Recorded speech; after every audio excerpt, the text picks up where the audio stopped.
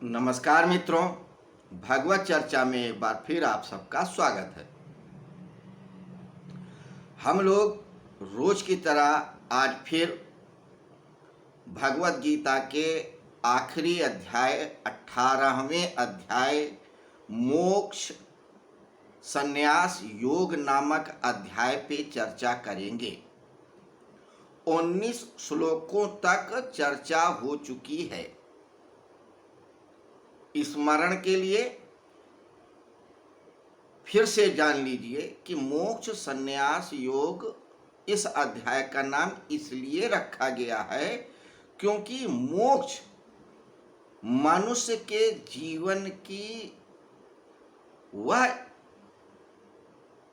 परिणति है, यह वह स्थिति है जिसको पा लेने के बाद मनुष्य को कुछ पाना नहीं होता है, कुछ जानना नहीं होता है, कुछ करना नहीं होता है, कहीं पहुंचना नहीं होता है। सर्वोच्च स्थिति होती है मानव चेतना की, और इस स्थिति को पाने के लिए संन्यास ही एक रास्ता है। संन्यास का अर्थ घर नहीं छोड़ना, व्यापार नहीं छोड़ना, दुकान नहीं छोड़ना, कुछ भी नहीं छोड़ना। छोड़ना क्या है? संन्यास क्या है? अहंकार का, कर्ता के भाव का। यही मुख्य भाव है इस अध्याय का। इसी को 78 श्लोकों में विस्तार दिया गया है। पिछले श्लोक में भगवान श्री कृष्ण ने ये कहा था कि ज्ञान, कर्म तथा कर्ता भी 3 प्रकार के होते हैं। ज्ञान, कर्म और कर्ता के भी 3 भेद होते हैं। भगवान श्री कृष्ण ने उसके पहले श्लोक में क्या बताया था कि ज्ञानम ज्ञेयम परिज्ञाता, ज्ञान, ज्ञेय और परिज्ञाता, ये 3 कर्मों को करने की प्रेरणा देते हैं। कारण, कर्म और कर्ता, इन तीनों से बंधन होता है। 6 बातें बताई। उन 6 बातों में से 3 के बारे में अभी चर्चा कर रहे हैं। क्या कहते हैं कि ज्ञान, कर्म और कर्ता भी 3 प्रकार के होते हैं। यह 19वें श्लोक में बताया कि ज्ञानम कर्म च कर्ता च त्रिधैव गुण भेदता प्रोच्यते गुण संख्याने यथा वक्षणु तान्य अपि, कि कर्ता, ज्ञान और कर्म भी 3 प्रकार के होते हैं। कौन से? सात्विक, राजसिक, तामसिक। बहुत सी बातें उन्होंने बताई कि 3 प्रकार के होते हैं। गुण 3 प्रकार के होते हैं, पदार्थ 3 प्रकार के होते हैं। अब यहाँ पे कहते हैं ज्ञान, कर्ता और कर्म भी 3 प्रकार के होते हैं। सात्विक, राजसिक, तामसिक। तू मुझसे सुन, सब कुछ सुन, क्योंकि जो तीनों गुणों से परे हो जाएगा वही ज्ञानी होगा, वही योगी होगा। तो जो गुणों के परे हो जाता है, गुणातीत हो जाता है, वही योगी होता है। इसीलिए हर चीज को समझा रहे हैं कि ये भी 3 प्रकार का, ये भी 3 प्रकार का, ये भी 3 प्रकार का, कहीं कोई संशय न रह जाए। कल को आप ये ना कहें कि आपने इसको तो बताया ही नहीं कि ये किस प्रकार का होता है, सात्विक है, राजसिक है कि तामसिक है। तो कोई और प्रश्न ना उठ खड़ा हो, इसलिए वो सारी बातें विस्तार से बता रहे हैं। तो 19वें में क्या बताया? ज्ञान, कर्ता और कर्म भी 3 प्रकार के होते हैं, सात्विक, राजसिक, तामसिक। अब 20वें श्लोक में क्या कहते हैं देखिए। सर्वभूतेषु ये नैकम भावम व्ययम ईक्षते अविभक्तम विभक्तेषु तज् ज्ञानम विद्धि सात्विकम। अर्थात इस श्लोक में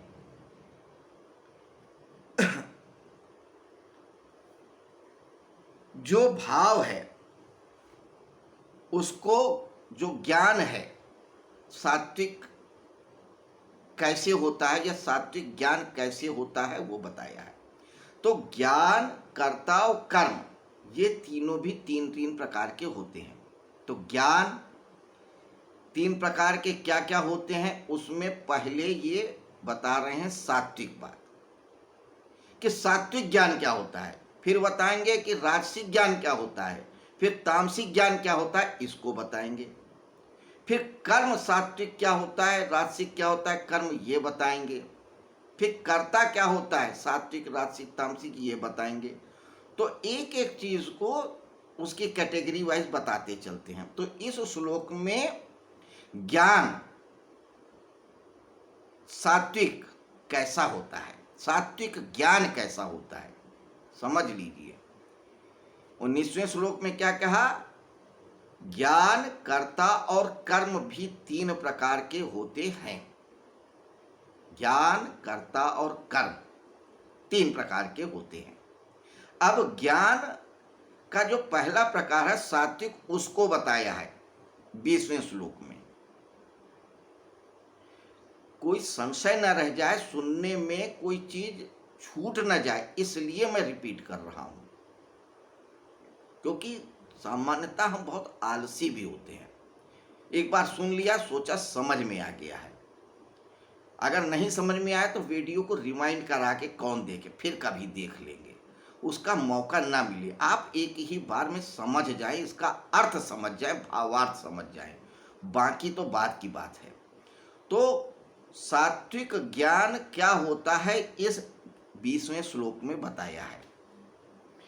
सर्वभूतेष ये नैकम भावम व्ययम ईक्षते अविभक्तम विभक्तेषु तज्ज्ञ ज्ञानम विद्धि सात्विकम। हिंदी में अर्थ, जिस ज्ञान के द्वारा साधक संपूर्ण विभक्त प्राणियों में विभाग रहित एक अविनाशी या भाव सत्ता को देखता है, उस ज्ञान को तुम सात्विक समझो। वासुदेवा सर्वम,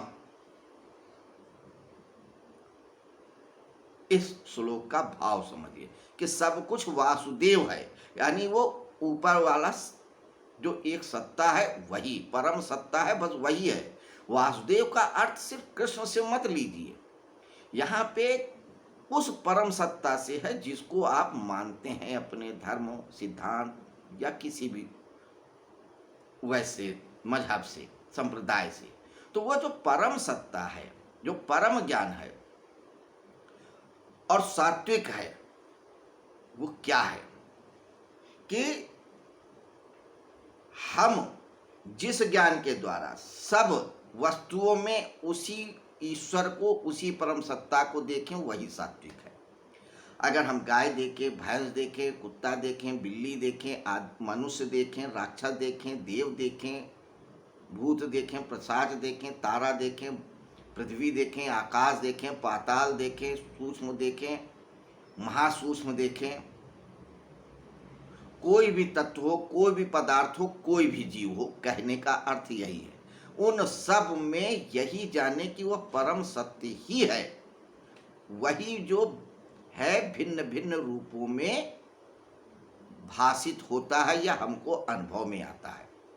तो जब मनुष्य ये जान लेता है कि जो कुछ भी हमारे अनुभव में आता है, हमारे नॉलेज में आता है, यानी आँख जिसको भी देखती है, जिसको कान सुनते हैं, जिसको नाक सूंघती है, जिसको जीवा चखते हैं, जिसको बुद्धि समझ पाती है, जिसको मनन कर पाता, वह सब कुछ एक ही सत्ता है, उसी सत्ता का विस्तार है।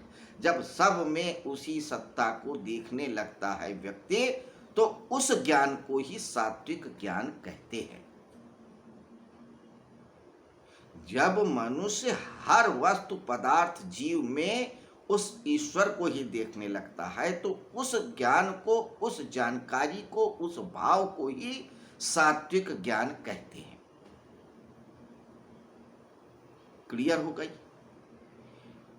तो सात्विक ज्ञान का अर्थ ही यही है कि जब मनुष्य सब पदार्थों में उस परम सत्ता को देखे, उस ईश्वर को देखे, यानी कृष्ण को देखे, वासुदेव को देखे, राम को देखे, शंकर को देखे, विष्णु को देखे, काली को देखो, इसका महत्व नहीं है। शब्द कुछ भी हो सकता है। तो शंकर, काली, बुद्ध, कृष्ण तो सिर्फ उस सत्ता के विभिन्न विभिन्न गुणों के रूप से नाम है या अलग अलग नामों से है।